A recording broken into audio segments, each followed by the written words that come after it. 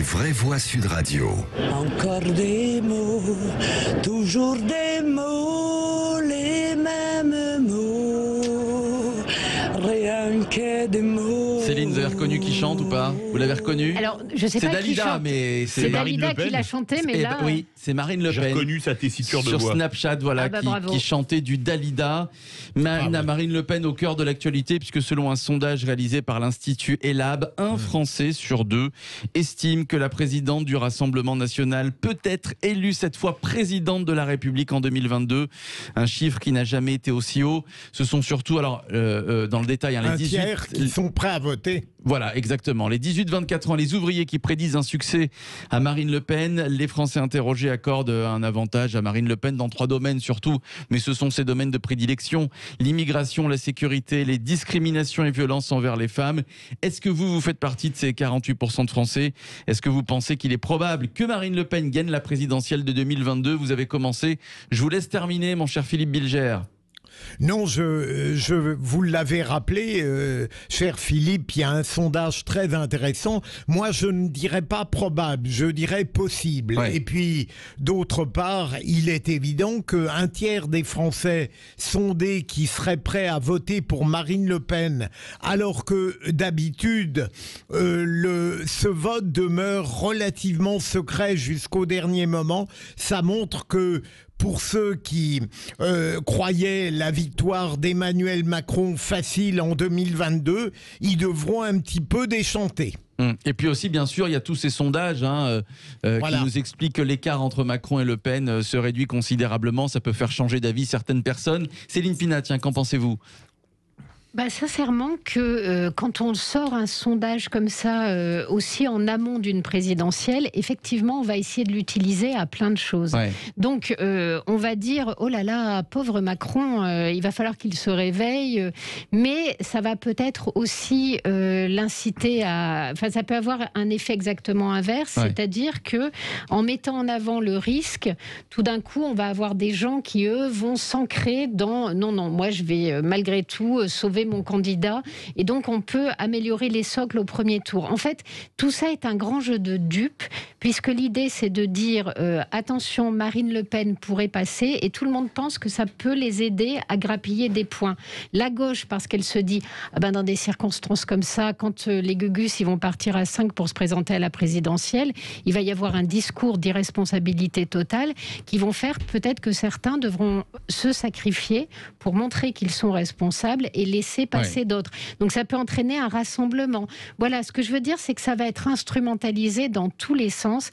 La réalité, c'est que le plafond de verre est en train de fissurer, et que c'est assez normal, parce que quand on veut faire jouer à des gens le rôle de repoussoir, mais qu'on leur met trop sur le dos, genre fascisme, alors que les gens sous leur nez ne voient pas ni discours fasciste, ni action fasciste. Ça fait l'effet inverse. Voilà, dans les mairies qu'ils ont prises, ça fait l'effet inverse. Alors pour l'instant, La République En Marche, les ténors de La République En Marche n'ont pas réagi à ce sondage. Peut-être qu'ils le feront, puisque le week-end, il y a beaucoup d'interviews politiques. Philippe. Ils auront, comme d'habitude, depuis un mois ou deux, leurs éléments de langage. Voilà, ennemi de la République, par exemple, dangereuse, on s'en rappelle de ces éléments de langage. Philippe David. Mais moi, je crois qu'il y a un jeu de dupes, comme l'a dit Céline, c'est que Emmanuel Macron, pour être sûr d'être élu dans sa tête, a besoin de Marine Le Pen.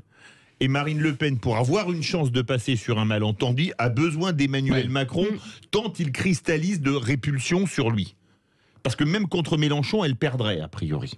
Ce qui veut tout dire.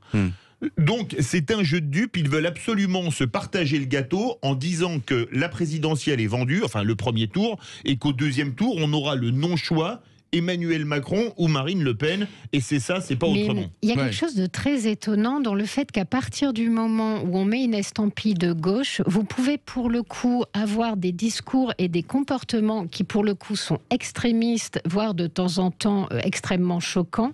On ne vous fera le procès de rien. Moi, je crois qu'aujourd'hui, entre Marine Le Pen et Mélenchon, moi, je serais bien incapable de voter Mélenchon. Je pense que malheureusement, ce jour-là, je pars à la pêche ou je pleure tout ce que j'ai dans le corps, mais je ne voterai pas Mélenchon contre Marine Le Pen. Pour moi, si on est sur les identitaires, ils sont pareils. Alors vous, mais en France, évidemment, vous imaginez bien les manifestations, les rassemblements, toute la gauche qui va dire qu'il faut sauver la France et donc il faut voter Mélenchon. Donc au final, c'est pour ça que, selon le sondage que vous citez, vu Mélenchon la politique gagnerait. qu'il a aujourd'hui, Mélenchon n'a aucune chance d'être au second tour. Oui, ça c'est réglé. Et j'allais dire, Mélenchon est pire. La LFI défend des tests racistes, des thèses racistes, ce que Marine Le Pen ne fait plus, par exemple. Ils sont très racialistes, ils portent vraiment l'idée que le blanc est essentiellement coupable. Il y a toute une partie de la LFI qui est dans ce discours-là. Même les pires chez Marine Le Pen n'ont pas des visions raciales aussi violentes. Alors, Philippe Bilger, bon, quand même, le Rassemblement national reste encore avec...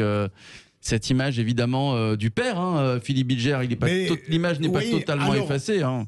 Alors je crois volontiers que le nom de Le Pen constitue encore un handicap, mais comme l'a dit Philippe, il est clair que le jeu est très délicat parce que Emmanuel Macron souhaite la présence de Marine Le Pen au second tour, mais tout en s'inquiétant depuis quelque temps parce qu'il se rend compte que la victoire n'est pas certaine. Et de l'autre côté, Marine Le Pen est coincée parce qu'au fond, elle ne peut pas dénier sa présence ça la qualifie comme principale opposante. Et de fait, elle l'est, la seule opposante plausible, puisque Philippe l'a dit, Mélenchon n'a aucune chance, et donc, de fait, elle est la seule.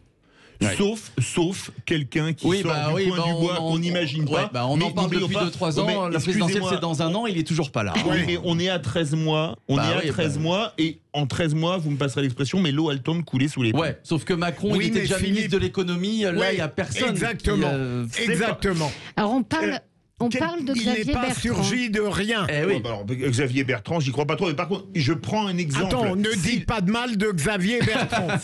J'ai pas dit de mal. J'ai dit que j'y croyais pas. Imaginons que par exemple que le général de Villiers se présente. Je peux vous dire qu'à mon avis, il serait pas à 3% dans les sondages. Bon, alors oui, ça, à moins, vous pensez? Absolument certain. Bon, mais il serait à moins, Philippe? Ah non, il serait à plus. De Villiers serait à plus. Ouais. Bon, c'est comme une candidature Zemmour. De toute façon, en septembre, on va les connaître toutes ces candidatures. Voilà, il reste quelques mois. Les gens vont commencer à se déclarer au mois de septembre-octobre. Je sens que Philippe David va perdre beaucoup de paris. Ça nous fera beaucoup de déjeuners. D'ici là, les restaurants seront ouverts et effectivement, ça fera beaucoup de déjeuners. Je vous invite chez Laurent ou chez Trois Gros. En ce moment, ça va pas me coûter cher. Allez, on va poursuivre. Mais quand ils seront ouverts. On poursuit le tour de table de l'actualité dans quelques minutes. Sans oublier évidemment le premier débat des vraies voix, c'est une première en France. La municipalité de Lyon qui adopte un budget genré. Selon la maire adjointe écolo de Lyon, la ville a été historiquement construite par et pour les hommes, elle veut y remédier. Budget genré, bonne ou mauvaise idée selon vous? Ridicule ou alors réel progrès? Vous votez sur le compte Twitter de Sud Radio et je vous attends 0826 300 300 pour venir débattre avec les vraies voix. À tout de suite.